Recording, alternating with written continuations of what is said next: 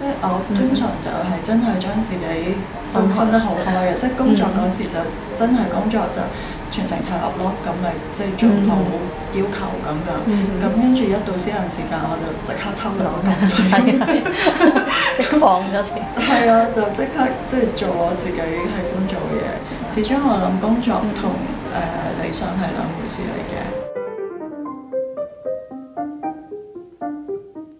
我自己本身比較中意藝術方面，咁但係亦都需要一份正式嘅工作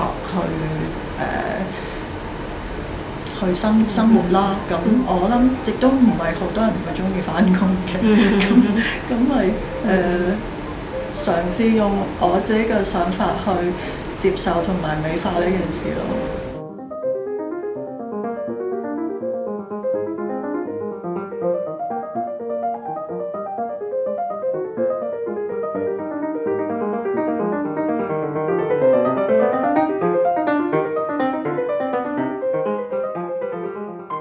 你覺得可以 office 係咪？我覺得幾好玩嘅影 office，但係再影我就唔知揾咩影嘅咯。OK，你冇一個人噃。我唔中意公司啲人㗎。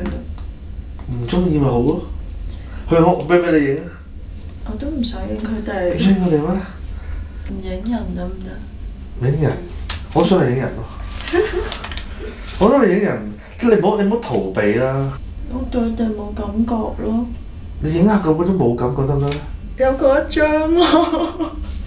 要多啲，要多啲，影多啲，好多，要好多。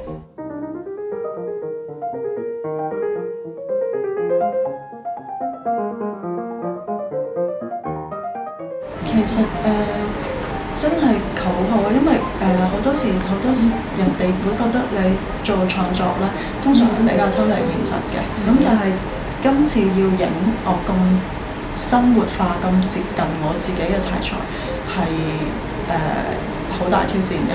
即係從來我都係想即係抽離係